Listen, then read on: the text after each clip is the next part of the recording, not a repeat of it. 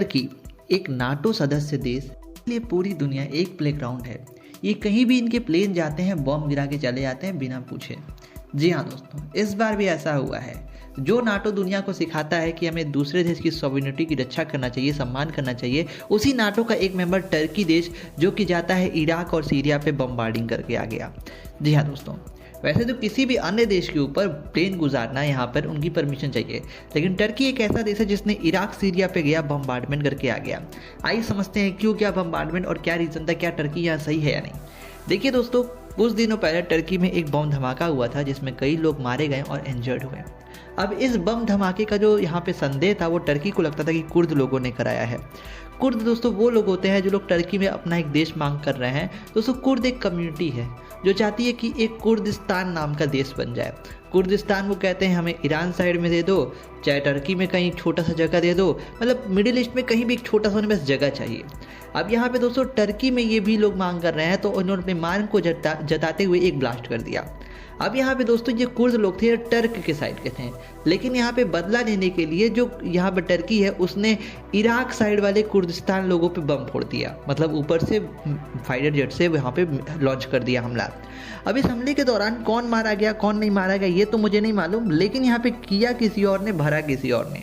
मान सकता हूँ दोस्तों कुर्दिस्तान ने हमला किया है, लेकिन एक किसने किया ये तो नहीं मालूम। देखो अमेरिका क्या करता है, अमेरिका पे जब हमला होता है तो वो जो भी हमला किया है उसे ढूंढ के उसे मार गिराता है, ना कि कहीं भी जाता है बॉम्ब गिरा के चला आता है, 2-4 लोग मर जाए ठीक है, तो ये गलत है। और दूसरी बात क्या है ना, अगर कोई चीज़ आपको प्लान करना है तो आपको यूएन में ये बात उठानी चाहिए।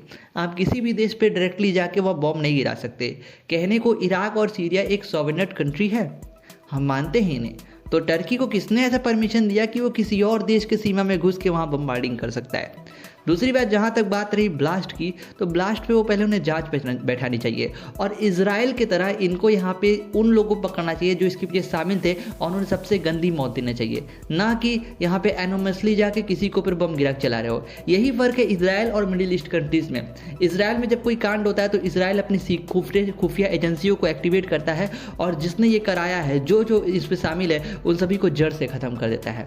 जबकि इन लोग का क्या है, कहीं भी जाते हैं दूसरे देश की सीमा में घुस के बम गिरा के चलाते हैं, तो ये फर्क है। अब यही चीज अगर किसी और देश ने टर्की के ऊपर किया होता, टर्की किसी हिस्से पर, तो भैया नाटो एक्टिवेट हो और जंग कर देता। तो कहीं ना कहीं दोस्तों यहाँ पे मुझे हिपोक्रेसी दिखती है कि जब यहाँ पे नाटो का कोई एक सदस्य करे तो वो लीगल है और इन्हें किसने हक दिया कि किसी देश में जाके रैंडम जगह बम गिराओ।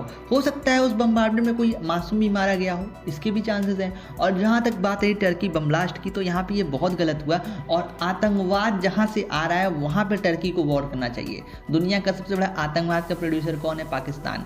टर्की किसको जब से सपोर्ट करता है? पाकिस्तान को। तो भाई आप सारी बात समझ चुके होंगे, आप पानी की तरह साफ हो गया कि आतंकवाद कहाँ से निकलता है। वो पाकिस्तान से। टर्की ने किससे हाथ में मिला रखा है? पाकिस्तान से। तो सांप तो डसेगा ना भैया आपको। जैसे पाकिस्तान ने एक समय तालिबान से हाथ मिलाया था, तालिबान अब अपना बन गया तो इनको डस रहा है।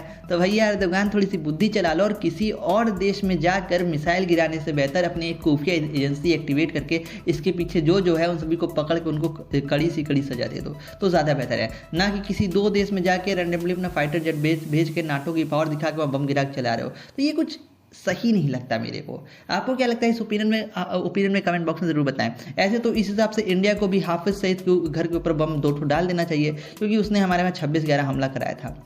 लेकिन हम लोग यूएन के हिसाब से हर कंट्री की सॉवरेनिटी की रिस्पेक्ट करते हैं। जो ये टर्की वाले इन्हें इसका उल्लंघन किया है और इस पर जांच बैठनी चाहिए कि आखिर किसने इनको परमिशन दी कि वो इराक और सीरिया में जाकर बमबार्डमेंट कर सकते हैं। कमेंट बॉक्स में जरूर बताएं और भी ऐसे वीडियोज़ को देखने के लिए सब्सक्राइब करें वर्ल्ड फोरम्स।